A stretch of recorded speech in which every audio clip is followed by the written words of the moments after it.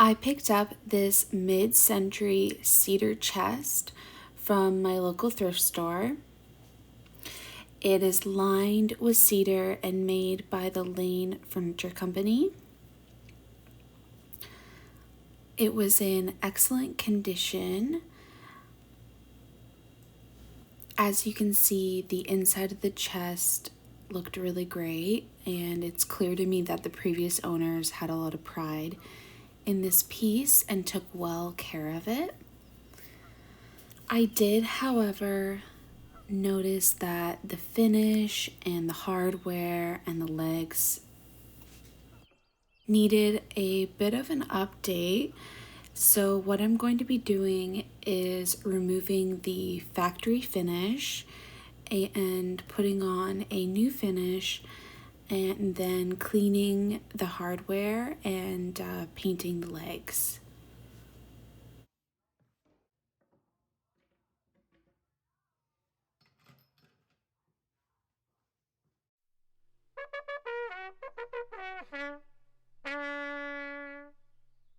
If we haven't met yet, my name is Candace, and I like to find vintage furniture that I can refinish and restore.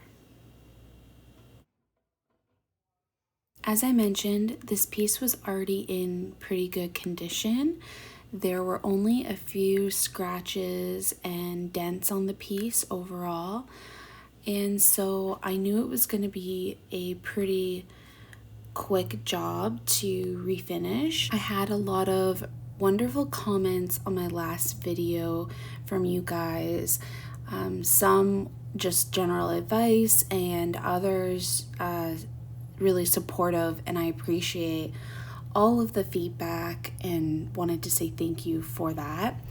I started refinishing furniture a couple months ago, so I'm fairly new to this, and I've been learning or trying my best to learn what type of wood I'm working with. In this case, I knew that the inside was cedar lined, but the wood grain to me on the exterior seemed like spruce or perhaps elm. I'm not really sure, so if you could comment below and let me know what you think this is, that would be super helpful. I find a lot of these pieces have a really thin finish on them from the factory or the original furniture maker, and in this case it was very thin, but it was well ingrained into the wood grain. So I was able to scrape off a lot of that top layer fairly easily, and as you'll see, it kind of flew around. The top layer that I was removing was almost just chipping off in pieces, and so I wore my safety goggles because I was worried about getting in my eyes. And so this is just a reminder that sometimes you don't wear your safety goggles because you're not cutting wood or you're not doing something that would specifically recommend it, but it was really useful here because that layer of varnish was just sticking statically to everything and flying up in the air. So I found that really useful to protect my eyes with this process. And overall, I had a pretty good time removing this finish. Sometimes I find finishes are a lot more difficult, so this was nicely coming off, and probably took me around 30 to 40 minutes to scrape the entire piece. On the drawer front, there was a bit of a bow shape in the wood, which likely just happened over time. And so I noticed that right away because as I was scraping, I couldn't get the scraper into that crevice.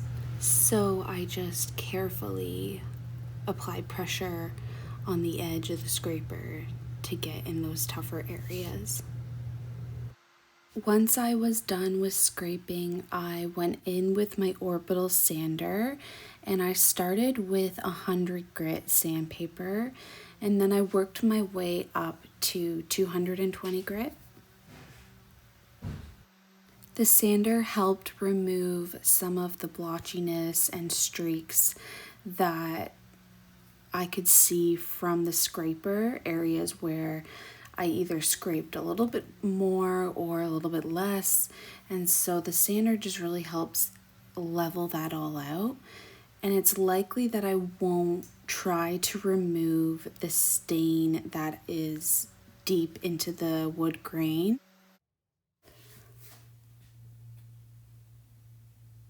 I noticed a small spot of varnish that I didn't get, and it was really stuck on there, so I just went in and gently scraped it by hand, and that seemed to do the trick.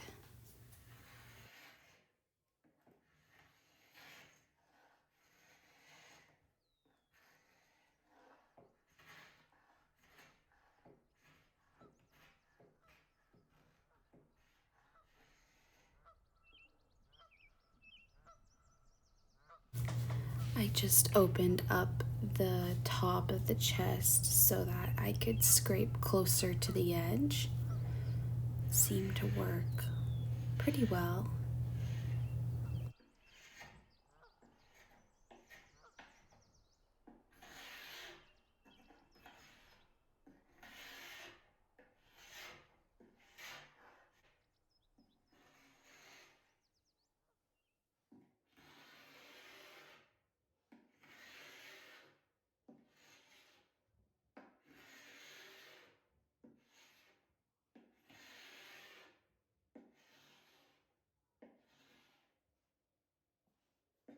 I like using the scraper on a lot of these pieces because the veneer is often really thin and can be easily damaged by the sander. And let me tell you, I've made one too many mistakes when removing old finishes, and so I've really been working on improving that and making sure I know what I'm working with and that I'm removing that finish correctly without going through the veneer, because once you go through that veneer, there's no turning back. A lot of refinishing work is knowledge and understanding how things were made, what you're working with, and what kind of tool to use. But it's also technique, and technique takes time and experience to develop. So this is something I enjoy about furniture restoration and refinishing work, is you can always improve on your craft.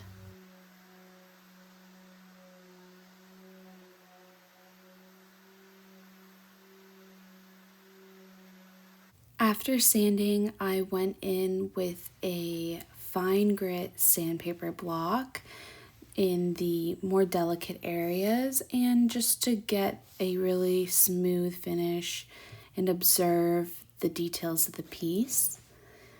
And then I moved on to removing the legs so that I could clean them up and spray paint them in a metallic.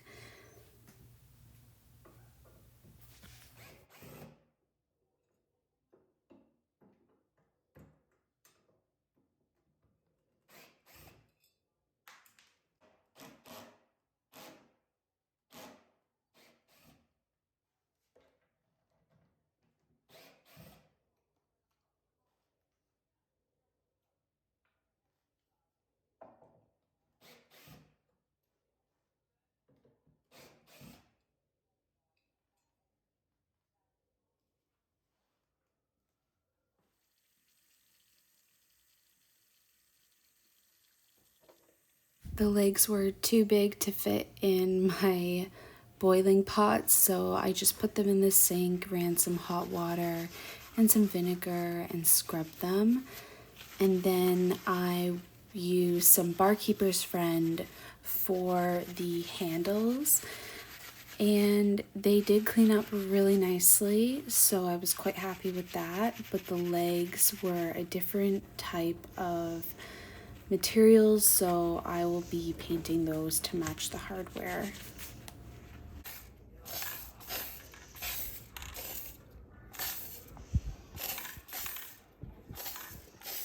I'm using a antique gold spray paint, and I'm applying really thin coats, and I'll do this a couple times, let it dry in between, and that should give me a really good coverage overall.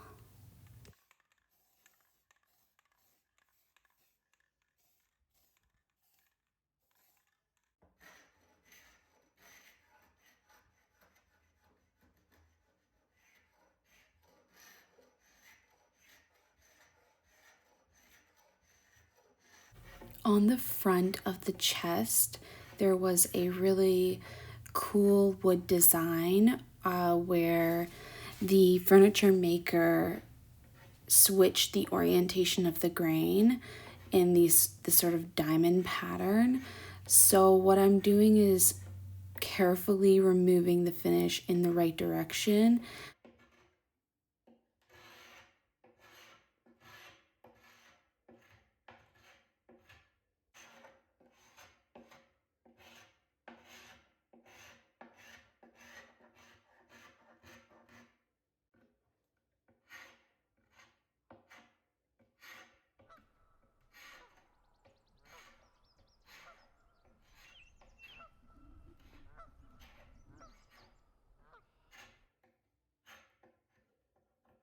I've started to see a really cool pattern, and I think this is just going to stain beautifully.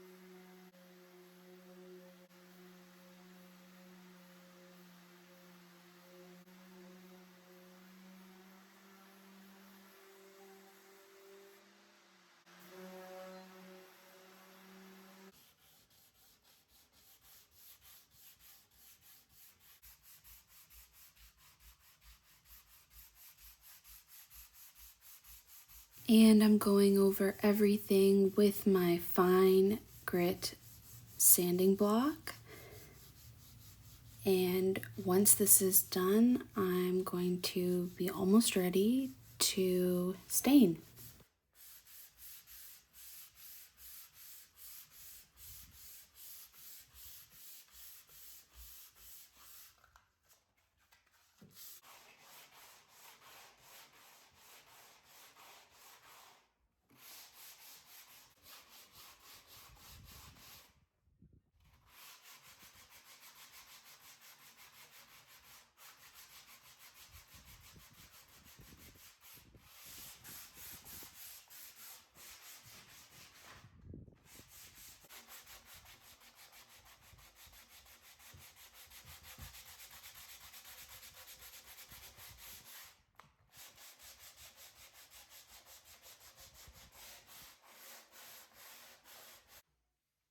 I'm using a little bit of water to soak the wood to bring up the wood grain in preparation for my stain.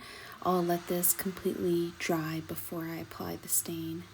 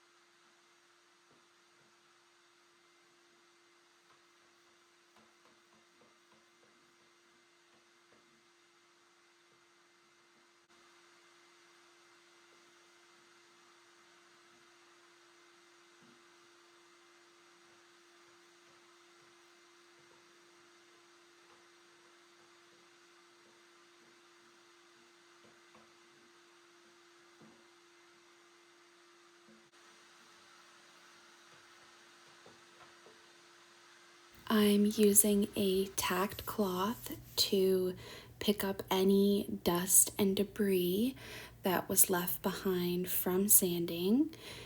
And this is going to make sure we have a clean surface on the wood before we apply our stain. For my first coat of stain, I'm using gel stain in the color Provincial, and I'm going to be applying this in sections and then immediately wiping off any excess in the direction of the wood grain.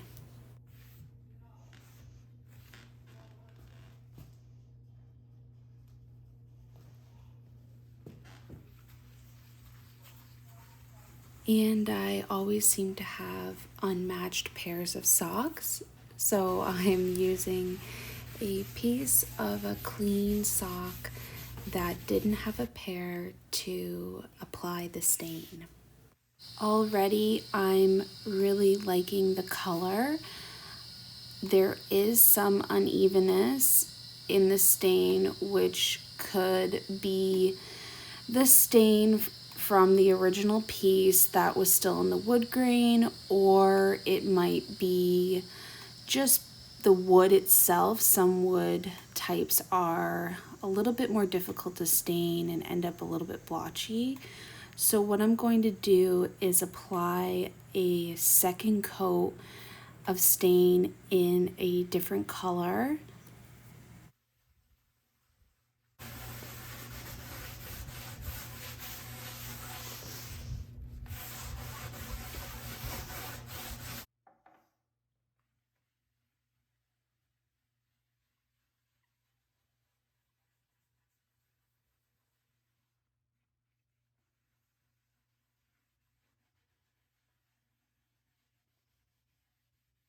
I do really like the warmth in this color of stain, so I'm going to be going with my second coat in golden oak, and I think the two together is just gonna look really, really nice.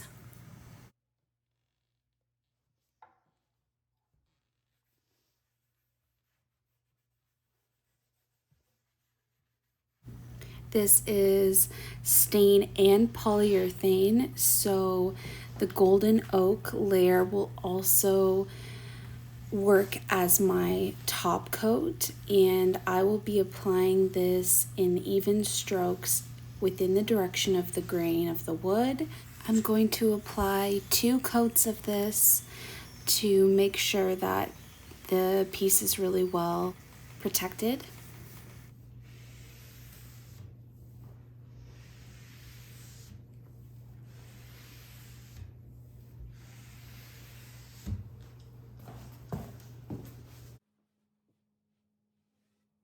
It's subtle, but if you can see, the golden oak just adds a warmer hue to the piece, and I think is really nice. So after 2 coats of this, I think it's just gonna really bring out all the grain in the wood and be a nice color overall.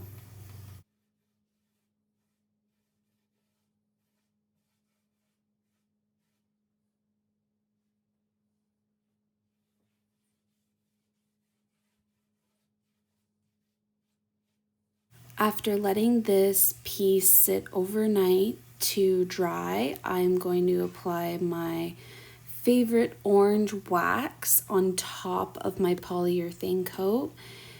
And this is just gonna smell great, and it's gonna make sure everything looks really rich and is fluid.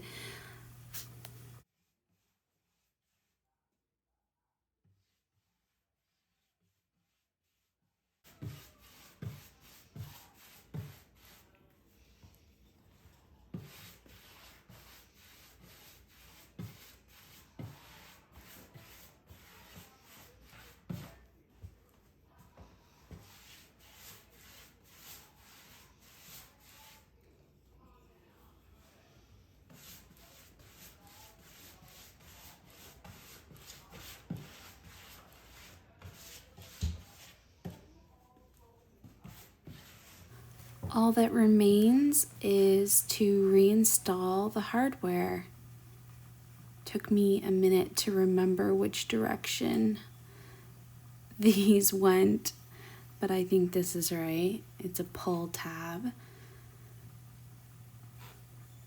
And then we're also going to reinstall the legs.